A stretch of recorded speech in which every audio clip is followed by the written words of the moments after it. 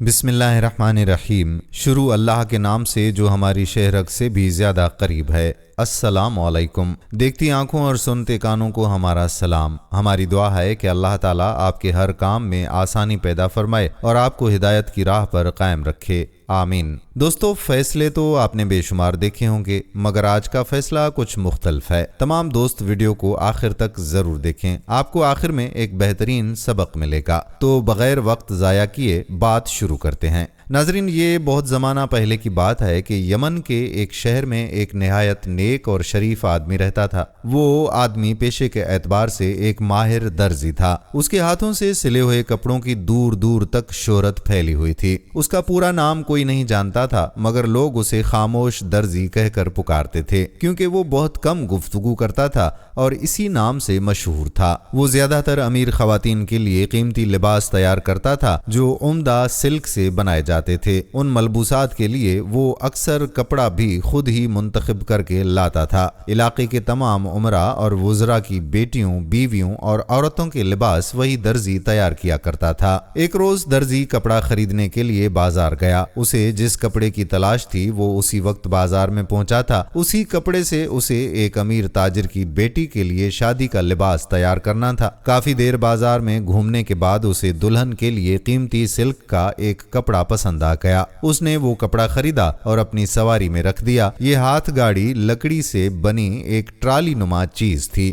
جس میں لوگ اپنا سامان رکھتے تھے۔ ہاتھ گاڑی میں کپڑا رکھنے کے بعد درزی اپنی پسند کا کوئی دوسرا کپڑا تلاش کرنے لگا، مگر جب وہ دوسرا کپڑا خرید کر اپنی ہاتھ گاڑی کی طرف لوٹا تو وہ غائب تھی۔ درزی نے ہر طرف اسے تلاش کیا، مگر اسے کوئی پتہ نہ چل سکا۔ وہ بہت چیخا چلایا، راہ چلتے لوگوں سے پوچھا، مگر کسی نے اس گاڑی اور اس میں رکھے قیمتی کپڑے کے بارے میں کچھ نہ بتایا۔ وہ پہلے بھی اسی طرح ہتھ ریڑھی پر سامان رکھ کر بازار میں گھومتا رہتا تھا، مگر پہلے کبھی ایسا واقعہ پیش نہیں آیا تھا۔ اس لیے دکانداروں کے ساتھ وہ خود بھی بہت حیران اور پریشان تھا۔ ہاتھ گاڑی کی چوری کی خبر بازار سے نکل کر پورے شہر میں پھیل گئی۔ کچھ دیر کے بعد ہر شخص اس چوری کے بارے میں باتیں کر رہا تھا کہ آخر یہ کام کس کا ہو سکتا ہے۔ درزی کو اداس اور پریشان دیکھ کر اس کے چند دوست شہر کے قاضی کے پاس پہنچ گئے، جس کے انصاف کی شہرت دور دور تک تھی، کیونکہ وہ حیرت انگیز طور پر مشکل ترین مقدمے کا حل بھی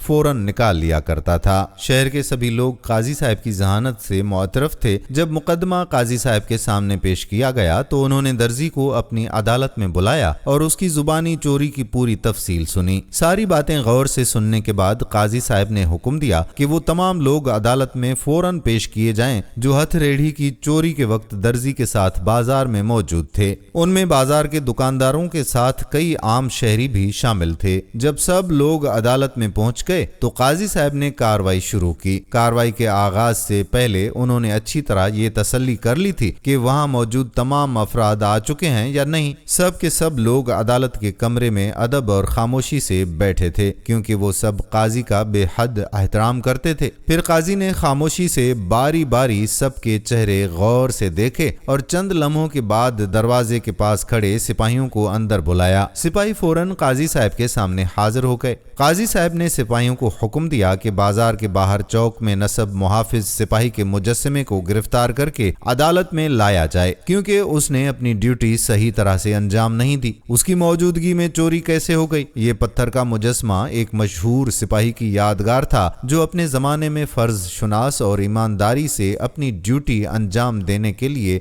بہت ہی مشہور تھا۔ اس نے بڑے نامور چوروں کو گرفتار کر کے زندان پہنچایا تھا۔ اسی وجہ سے اس کے مرنے کے بعد حکومت نے اس کا مجسمہ بنوا کر بازار کے باہر چوک میں یادگار کے طور پر نصب کر دیا تھا، تاکہ ان کی خدمات کو خراج تحسین پیش کیا جا سکے۔ مگر اب قاضی صاحب نے اسی پتھر کے مجسمے کی گرفتاری کا حکم دیا تھا۔ یہ حکم سن کر تمام سپاہی حیرت سے قاضی صاحب کے چہرے کی طرف دیکھنے لگے۔ آخرکار سپاہیوں میں سے ایک نے ہمت کر کے پوچھا کہ قاضی صاحب، کیا آپ واقعی ایک پتھر کے مجسمے کو گرفتار کرنے کا حکم دے رہے ہیں؟ قاضی صاحب بولے کہ ہاں، میں اسی پتھر کے مجسمے کو گرفتار کرنے کا حکم دے رہا ہوں اور میرے حکم کی فوراً تعمیل کی جائے۔ قاضی صاحب کا حکم سنتے ہی سپاہی بازار کی طرف روانہ ہو گئے اور چوک میں نصب محافظ سپاہی کے مجسمے کو رسیوں سے باندھ کر عدالت میں اٹھا لائے۔ عدالت میں موجود لوگ جب مجسمے کو رسیوں میں جکڑا ہوا دیکھتے ہیں تو ہنسنے لگتے ہیں اور ایک دوسرے سے سرگوشیاں کرنے لگے کہ شاید قاضی صاحب پاگل ہو گئے ہیں۔ خود درزی بھی یہ منظر دیکھ کر بے اختیار ہنس پڑا۔ اسے ہنستے دیکھ کر باقی لوگ بھی بلند آواز میں ہنسنے لگے۔ سب کی ہنسی رکنے کا نام ہی نہیں لے رہی تھی۔ قاضی صاحب چند لمحوں تک سب کو خاموشی سے دیکھتا رہا، پھر اپنی جگہ سے اٹھا اور بلند آواز میں حکم دیا کہ خاموش، عدالت کی کارروائی شروع ہو چکی ہے۔ سب لوگوں نے جب قاضی صاحب کے چہرے پر سنجیدگی دیکھی تو فوراً خاموش ہو گئے، کیونکہ وقت کی نزاکت کو سمجھتے ہوئے خاموش رہنا ہی بہتر تھا۔ وہ سب جانتے تھے کہ اگر وہ یوں ہی ہنستے رہے تو قاضی ان کے خلاف سخت حکم بھی جاری کر سکتا ہے۔ جب عدالت میں موجود سبھی افراد خاموش ہو گئے تو قاضی صاحب نے کہا کہ تم سب نے عدالت کی توہین کی ہے، لہذا تم سب کو اس جرم کی پاداش میں جرمانہ ادا کرنا پڑے گا۔ اب سب لوگ اپنی گردنیں جھکائے خاموش بیٹھے تھے کہ دیکھیں اب قاضی ان کے لیے کیا سزا تجویز کرتا ہے۔ کچھ دیر سوچنے کے بعد قاضی صاحب نے کہا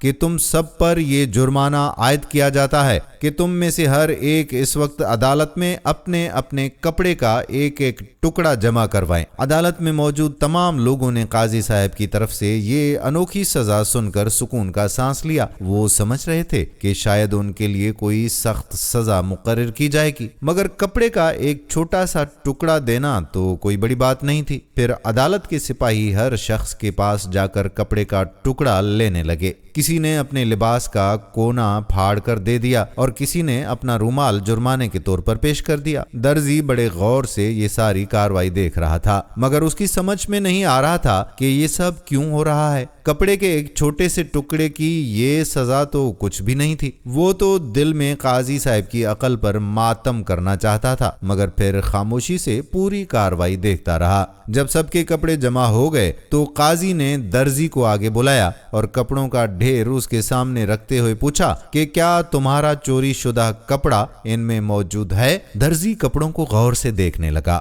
پھر اچانک زور سے چلایا، یہ میرا کپڑا ہے۔ اس کی نظر ایک شخص کے ہاتھ میں دبی قیمتی سلک کے چھوٹے سے ٹکڑے پر جمی ہوئی تھی، جسے وہ سپاہی کو جرمانے کے طور پر دینے جا رہا تھا۔ درزی نے کہا کہ یہ اسی کپڑے کا ٹکڑا ہے جو مجھ سے چوری ہوا تھا۔ دکاندار نے مجھے بتایا تھا کہ اس ڈیزائن کا کپڑا کہیں اور موجود نہیں، کیونکہ اس کا ایک دوست قریبی ملک سے صرف ایک ہی لباس کے لیے کپڑا لایا تھا اور بازار میں اس جیسے کپڑے کا دوسرا کوئی ٹکڑا نہیں مل سکتا۔ قاضی صاحب نے یہ سن کر کہا کہ اس کا مطلب یہ ہے کہ ہم نے چور کو تلاش کر لیا ہے۔ عدالت میں موجود وہ شخص جو اصل میں چور تھا اپنی گردن خاموشی سے جھکائے کھڑا تھا۔ وہ سب کے سامنے شرمندہ کھڑا تھا اور عدالت میں موجود لوگ قاضی صاحب کی ذہانت اور ان کی عقل مندی کی تعریف کر رہے تھے کہ کیسے ایک پیچیدہ مقدمہ انہوں نے چند منٹوں میں حل کر دیا۔ پھر قاضی صاحب نے چور کی طرف دیکھ کر کہا کہ تمہیں اس چوری کی سخت سزا دی جائے گی، جس کے بعد اسے جیل بھیج دیا گیا۔ اس کے بعد قاضی صاحب نے محافظ سپاہی کے مجسمے کو واپس بازار میں پہنچا دینے کا حکم دیا